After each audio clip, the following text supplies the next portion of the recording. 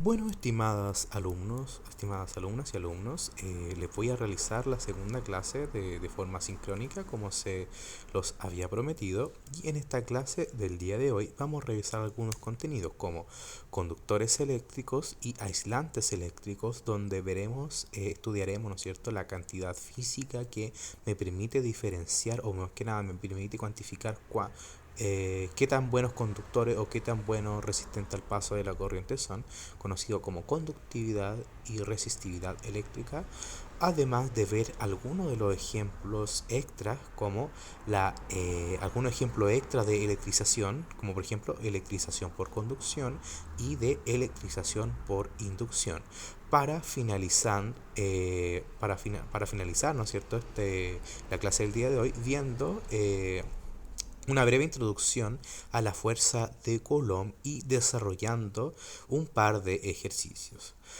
Bueno, primero voy a hablar de conductores y aislantes eléctricos.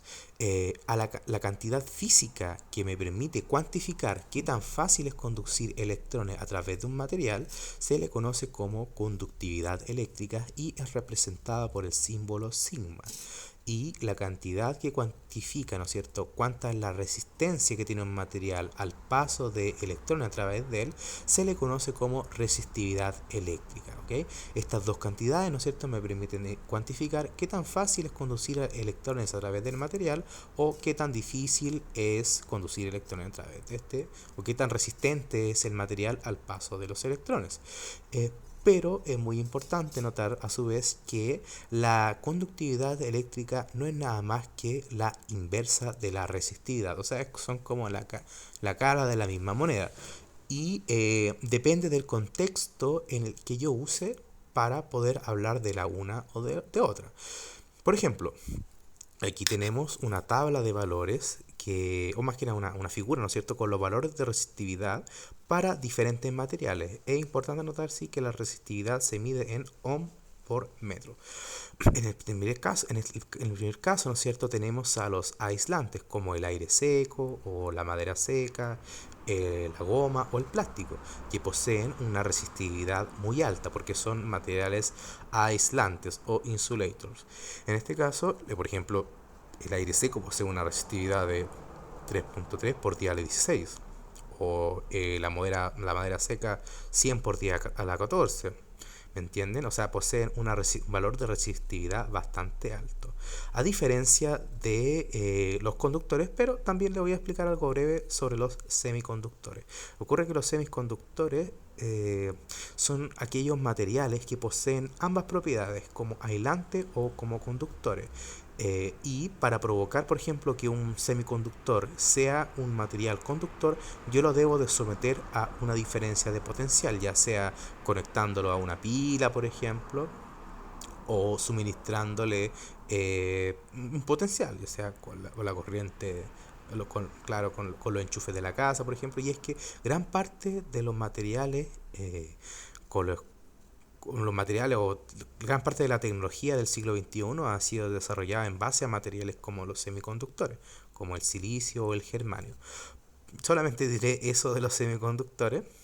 Y por otro lado tenemos a los materiales como conductores, como por ejemplo el carbón, por ejemplo el mercurio, el hierro, el aluminio, el hierro, fierro, el cobre, la plata, que es en términos de resistividad poseen una resistividad bastante baja. Si se fijan, el cobre, por ejemplo, posee una resistividad de 1.69 por 10 a la menos 8. ¿Ya? Y es que esta figura, ¿no es cierto?, está descrita en términos de resistividad, por eso es que los conductores poseen una muy baja resistividad. Si yo hablase, por ejemplo, de conductividad, todos los conductores poseerían una alta conductividad, pero los aislantes poseerían una conductividad muy baja. Y generalmente cuando uno habla de conductores, uno habla de conductividad, no habla de resistividad, o cuando uno habla de los aislantes no habla de conductividad, habla de resistividad. Todo depende del contexto que uno use. Más adelante ya vamos a ver cómo es que se puede calcular la resistividad de un material, o por ejemplo cómo calcular la conductividad. Pero por el momento quiero que nos quedemos con esta idea, porque como ingeniero me parece necesario que tengan conciencia de cómo identificar, ¿no es cierto?, o cómo clasificar un material aislante y un material conductor. Ok, anteriormente, en la clase anterior, vimos un ejemplo de electrización por conducción. Pero nos faltó revisar algo, que es la transferencia y la separación de cargas. En la clase anterior revisamos un ejemplo de electrización por conducción en el que un objeto eléctricamente neutro se pone en contacto con un cuerpo cargado, adquiriendo la carga eléctrica, ¿no es cierto?, del cuerpo cargado. En este caso, si nosotros tenemos, por ejemplo, un cuerpo neutro y por otro lado tenemos un cuerpo cargado positivamente, al momento de ponerlo en contacto, los electrones no sienten esta diferencia de que un cuerpo sea uno y un cuerpo sea otro. Estos tratan de redistribuirse uniformemente en el material dependiendo si es un conductor o obviamente eso va a depender de las propiedades físicas del material, de si tiene, no sé, ¿qué se llama esto? Defectos, por ejemplo, y un montón de cosas. Pero si yo pongo en contacto el cuerpo neutro, ¿no es cierto?, con el cuerpo cargado positivamente, ¿qué va a ocurrir? Los electrones, ¿no es cierto?, van a querer distribuirse uniformemente y van a pasar, ¿no es cierto?, los electrones del cuerpo neutro hacia ¿no es cierto?, el cuerpo que está cargado más positivamente. ¿Okay?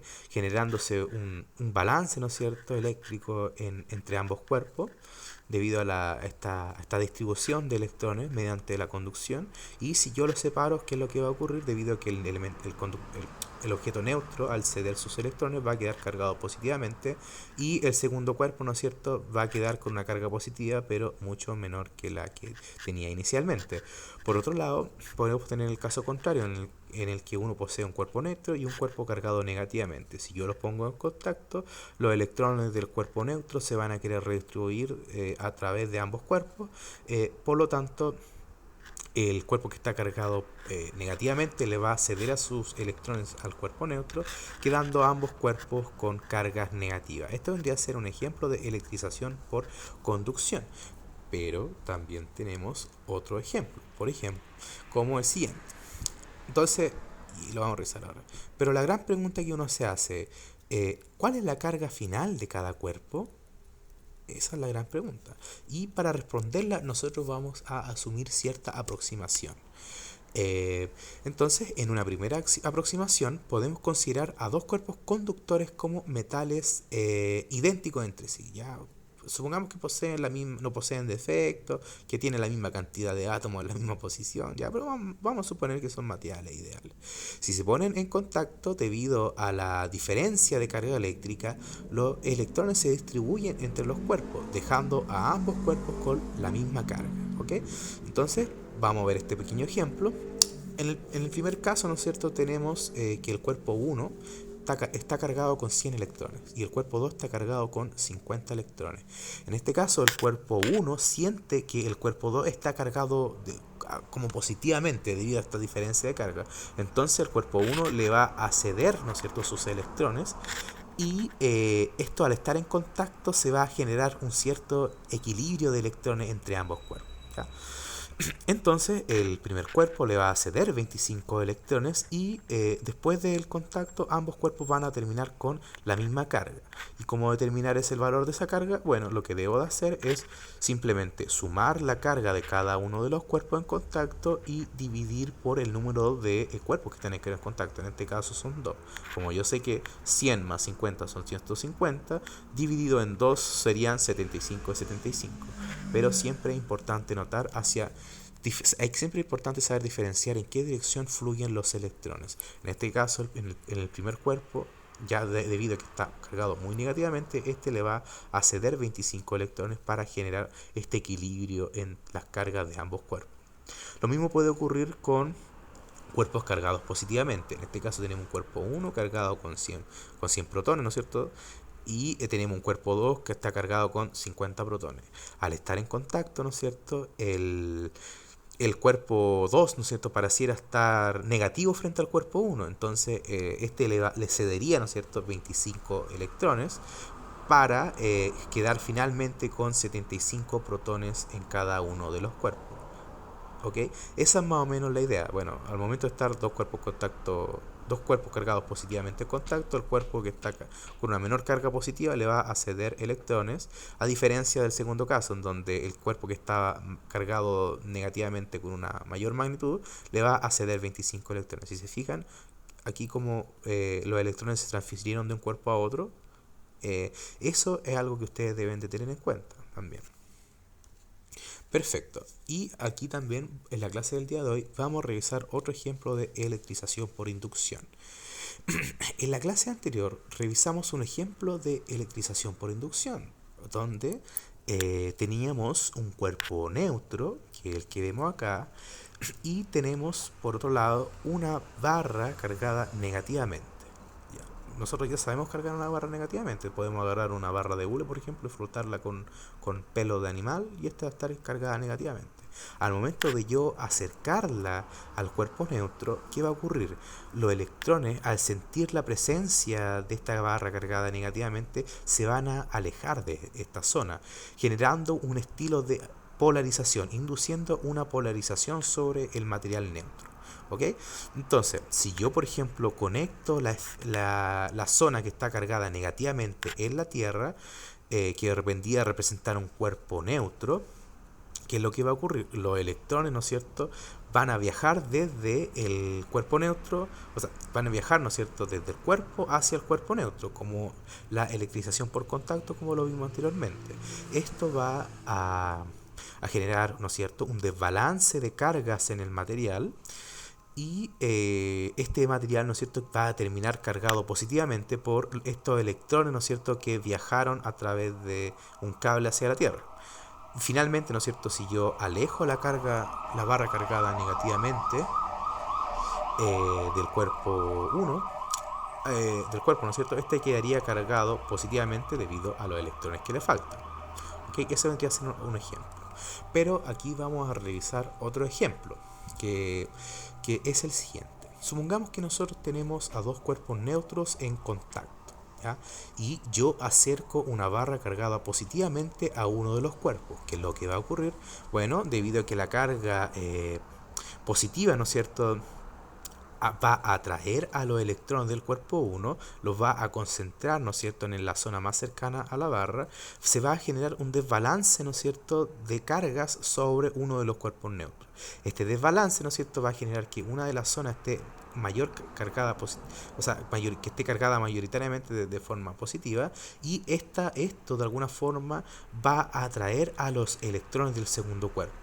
Al momento de atraer los electrones, ¿no es cierto?, se va a generar una transferencia de electrones, ¿no es cierto?, una electrización por contacto entre ambos cuerpos, pasando uno de un cuerpo a otro, y al momento de que terminen de pasar todos los electrones, estos se van a empezar a concentrar en la zona más próxima a la barra, haciendo que el extremo que está en contacto con el otro cuerpo esté cargado positivamente, ¿ok? Y el segundo cuerpo, al estar cargado positivamente, se va a generar una fuerza de repulsión entre ambos cuerpos. ¿Okay? Esta fuerza de repulsión va a hacer que los objetos se repelan, y si yo alejo a a la barra, ¿no es cierto?, del cuerpo, uno de los cuerpos quedaría cargado positivamente y el otro, o sea, negativamente, y el otro cuerpo quedaría cargado positivamente. Este es más o menos otro ejemplo de electrización por inducción. Bien, y ahora vamos a revisar a la fuerza de Coulomb.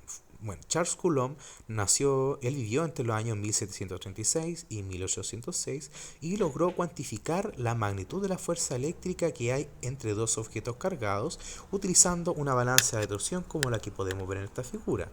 Este instrumento se compone de una fibra metálica que puede torsionarse, que tiene este grado de libertad de torsionarse, ¿no es cierto? Todos los materiales sólidos pueden deformarse, y en este caso una barra metálica, si se puede doblar, también se puede torsionar. Y además este está ligado a una esfera de carga A una esfera A cargada como la que podemos ver en la figura. Y además contiene una pequeña abertura que permitiría introducir una esfera cargada D. ¿Ok? Este instrumento cuenta con una cinta de medición que me permite, ¿no es cierto?, registrar qué tanto se tuerce esta barra, o sea, claro, qué tanto se tuerce, y producto de la fuerza de atracción o repulsión, ¿no es cierto?, de las esferas, esta balanza obviamente se va a torcer más o menos, dependiendo de qué tan fuerte va a ser esa magnitud. Esta torsión la tenemos que entender de la misma forma que un resorte. Cuando uno tiene un resorte, ¿no es cierto? Este se elonga, se abre, ¿no es cierto? Si uno lo genera una fuerza entre ambos de sus extremos, o si uno lo comprime, ¿no es cierto? Este se achica. Lo mismo va a ocurrir con la balanza de torsión. Si yo la roto sobre sí misma, ¿no es cierto? Voy a generar un cierto ángulo de, de rotación, y ese ángulo de torsión de alguna forma va a revelar la magnitud de la fuerza de interacción entre ambas cargas. Para entender esto, supongamos que tenemos un cuerpo aquí cargado negativamente, donde esta vendría a ser su posición inicial, y yo introduzco un cuerpo cargado positivamente al interior de la balanza de torsión. Al momento, ¿no es cierto?, de sentir la presencia del cuerpo cargado positivamente, la carga negativa tendería a acercarse, generando esta torsión sobre la fibra. ¿Ok? Entonces, dependiendo de qué tan grande sea el ángulo de deflexión, yo pudiese saber, ¿no es cierto?, qué tan fuerte es la magnitud de dicha fuerza. ¿Ya? Obviamente conociendo esta constante elástica de torsión de la fibra. Y ahí uno, claro, ahí uno puede ir igualando las cantidades y de alguna forma conociendo la magnitud de la fuerza en función del ángulo que alcanza la torsión de la carga negativa. Perfecto. Ok, eso vendría a ser un esquema esta figura vendría a representar el esquema del funcionamiento de la balanza de torsión, donde la carga negativa, ¿no es cierto?, sentir la presencia de la carga A, esta siente una fuerza de atracción. ¿Ok? Entonces, perfecto. Coulomb logró observar que la magnitud de la fuerza de interacción entre las cargas eléctricas es inversamente proporcional a su distancia de separación R al cuadrado, como la que podemos ver en esta figura. Entonces, si tenemos ambas cargas eléctricas, estas van a estar a una distancia R, y la fuerza depende de 1 sobre R cuadrado. ¿Qué quiere decir esto? Que mientras más próximas estén las cargas, mayor será la magnitud de la fuerza, y mientras más alejadas estén, su interacción será menor. ¿Ya? Además, logró observar que la magnitud de esta fuerza también depende del valor de la carga. ¿Ya? Y logró apreciar que su sentido también está asociado al valor de las cargas, dándole la explicación a la atracción y a la repulsión entre ambas cargas eléctricas. Como yo les comenté, esta es solamente una introducción a la fuerza de Coulomb, así que por el momento solamente nos preocuparemos de la magnitud y la interacción entre ambas fuerzas.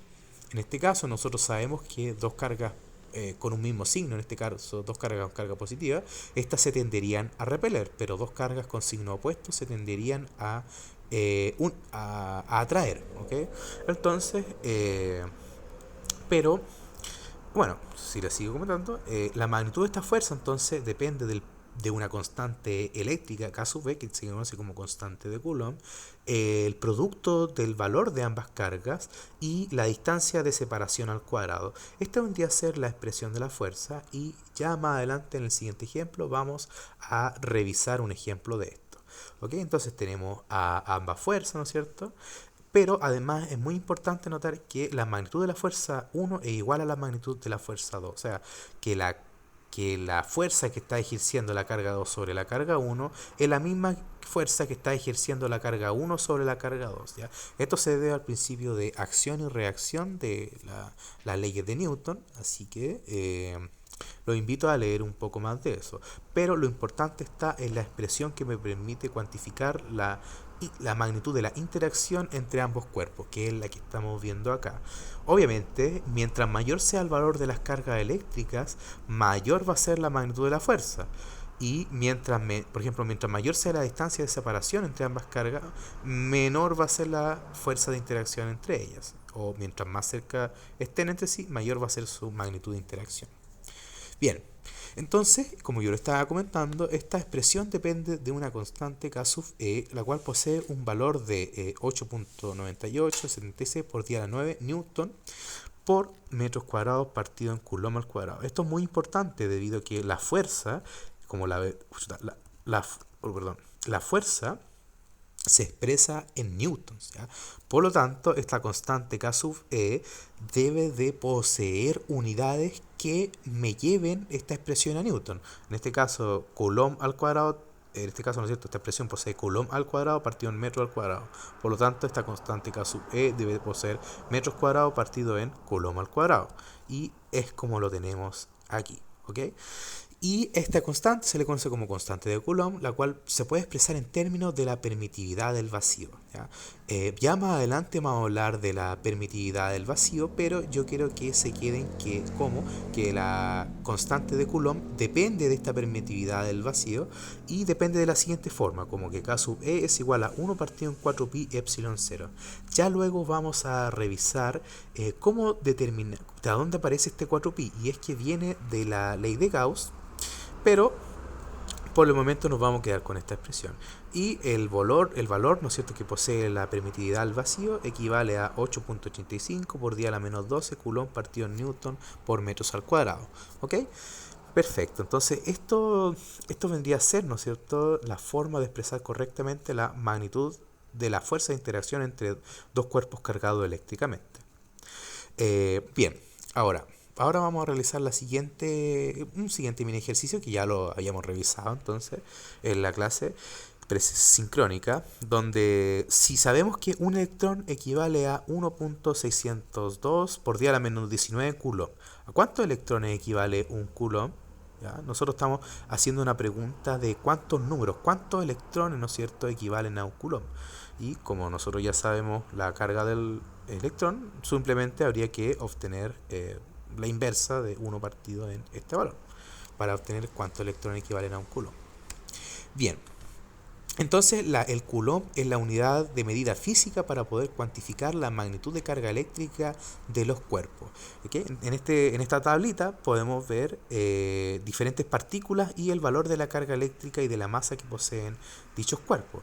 Es importante notar que tanto la carga como la masa es una propiedad fundamental de las partículas, al igual que el spin o el momento angular intrínseco o el momento angular orbital, son magnitudes físicas fundamentales de los objetos, ¿ya? Y cada una de ellas independiente entre sí de la otra. En este caso, por ejemplo, tenemos al electrón, al protón y al neutrón. El electrón posee menos 1.602 por 10 a la menos 19 coulomb y el protón posee más 1.602 por 10 a la menos 19 coulomb y el neutrón posee 0 coulomb. ¿Ya? Y aquí tenemos los valores de la masa, donde vemos que el electrón es el más liviano de todos con un factor de 10 a la menos 31, pero el protón y el neutrón poseen ambos la misma masa. Bien, ahora vamos a pasar a desarrollar algunos de los ejercicios de la guía 1. En el primer ejercicio tenemos a dos esferas idénticas metálicas que se preparan de modo que una tiene inicialmente una carga de 3 microcoulomb y la 2 tiene una carga de menos 100 microcoulomb. ¿Ya? La primera pregunta es: ¿cuántos electrones faltan o sobran en cada esfera inicialmente? Y B, si ambas esferas entran en contacto, ¿cuál es la carga final de cada esfera? Bueno, esta primera pregunta hay que replantearla porque tiene que estar referenciado con respecto a algo y vendría a replantearse de la siguiente manera, como ¿cuántos electrones faltan o sobran en cada esfera si ambos cuerpos estuviesen cargados de forma neutra, por ejemplo? En este caso, a la carga 1 le faltarían 3 microcoulomb para ser neutra y a la carga 2 le sobrarían menos 1000 microcoulomb para estar cargada de forma neutra. ¿Okay? Claro, en la primera le faltarían electrones y a la segunda como le sobrarían electrones. Entonces, la esfera, y además esta pregunta hace alusión a cuántos electrones, o sea, cuántos electrones se refiere a número, no valor de carga. Entonces, la esfera de carga 1, por ejemplo, le faltarían electrones porque está cargada positivamente para que sea un cuerpo neutro. Y como nosotros sabemos, un coulomb, que es este factor que vemos acá, equivale a 6.24 por 10 a la 18 electrones. ¿Okay?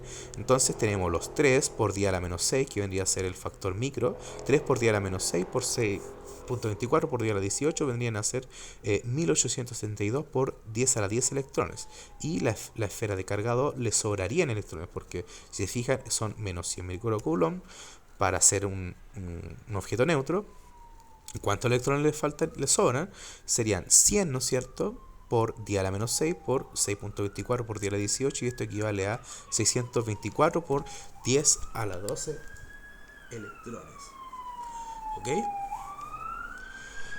Entonces, si nosotros queremos obtener el valor, y la pregunta B hace alusión a cuánto es el valor de la carga final de ambos cuerpos luego de que estén en contacto.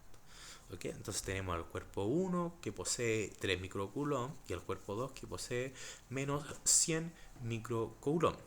Al momento de estar en contacto, ¿no es cierto? La carga total del sistema va a ser de menos 97 microcoulomb. Y yo para poder conocer la carga individual de cada uno de los cuerpos tengo que dividir por la carga total por el número de cuerpos, que en este caso vendrían a ser menos 47.5 microcoulomb en el cuerpo 1 y menos 47.5 microcoulomb en el cuerpo 2, porque nosotros sabemos que 3 menos 100 son menos 97 y dividido en 2 da esta cantidad.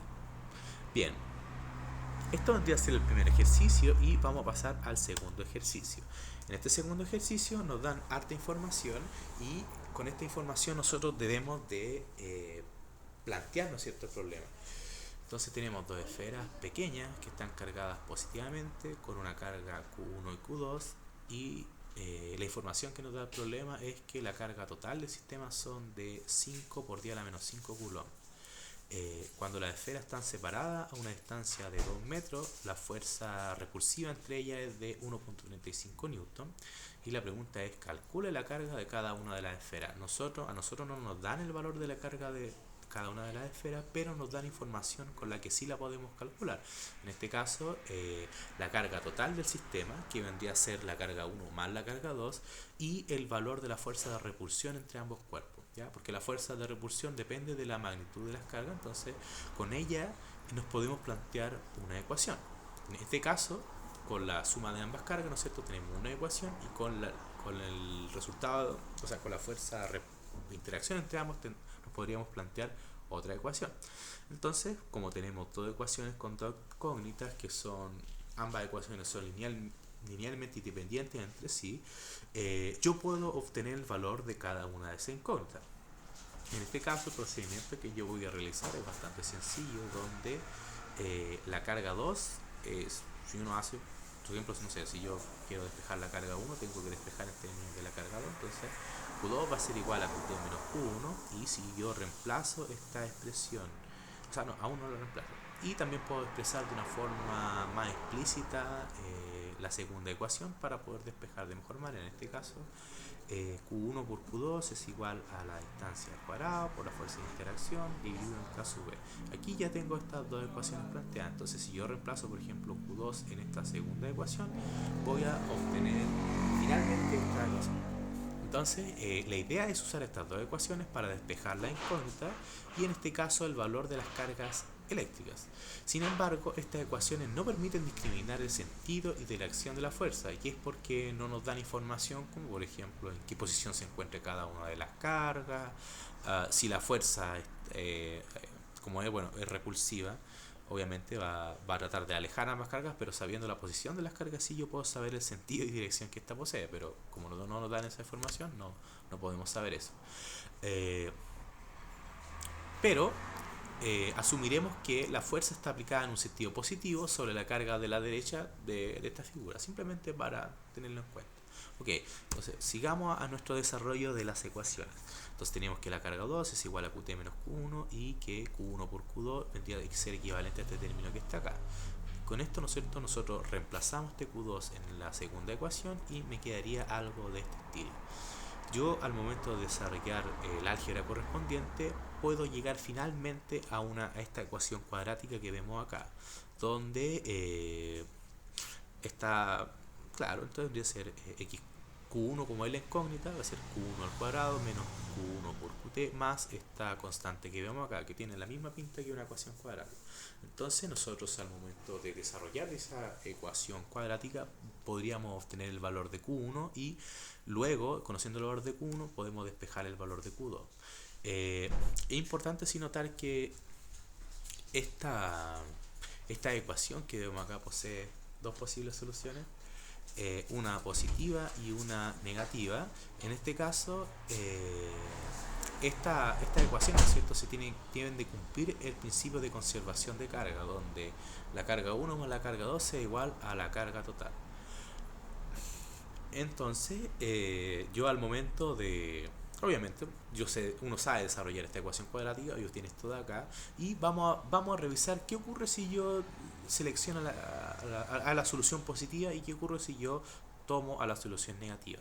En el caso de que yo tome a la solución positiva, ¿no es cierto?, tendría que la carga 1 es igual a QT más todo este coeficiente que vemos acá, y yo sé que la carga 2 es igual a QT menos Q1. Si yo reemplazo Q1 en esta ecuación, obtengo que Q2 es igual a esta ecuación que vemos acá, que fue lo mismo que si nosotros seleccionásemos la parte negativa. O sea, si nosotros seleccionamos Q1 como lo positivo, Q2 va a quedar con la parte negativa.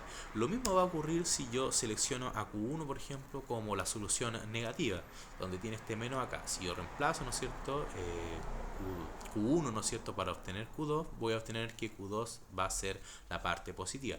Entonces, como que no tendría mucho sentido. Ambas soluciones estarían igual de correctas si yo tomo la positiva o la negativa, pero como no sé en qué posición está cada una de las cargas, yo no puedo discriminar si esta está a la izquierda, a la derecha, o bueno, no podría determinar nada de eso, pero como sabemos que tampoco podemos determinar cuál vendría a ser la carga con mayor o con menor carga. O sea, no sabemos si es Q1 o Q2 la que posee mayor o menor carga.